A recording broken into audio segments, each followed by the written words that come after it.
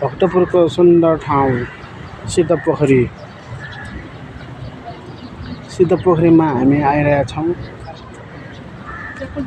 भक्तपुरको संस्कृति पर्यटक नगर सिद्धपोखरी हामी आइरहेका छौँ।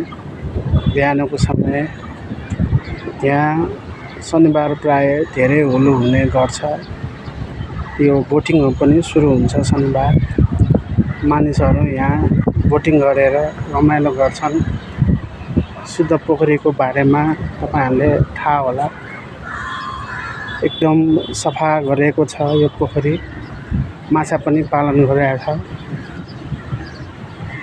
यहाँ बिहान चाहिँ अलि धेरै नै मानिसहरूको हलचल धेरै हुने गर्छ। किन भन्दाखेरि यो पोखरीको छेउछाउमा मर्निङ वाक गर्ने मान्छेहरू धेरै आउँछन् बिहानको समयमा। अहिले चाहिँ आज चाहिँ थोरै मानिसहरू मात्रै चहलपहल भइरहेछ। अब 8 बजिसकेको छ।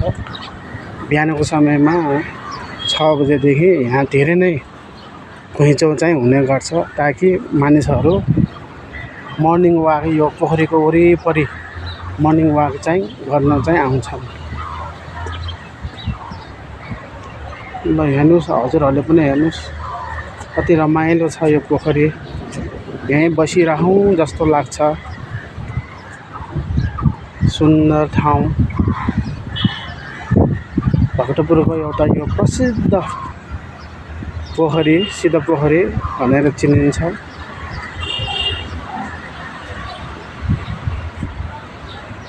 हजुरहरू पनि शनिबार मिलाएर घुम्न आउनु होला।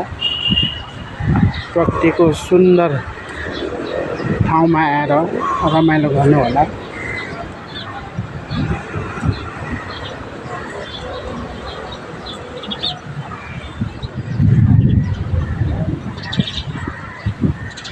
हस् त, आजलाई यति नै।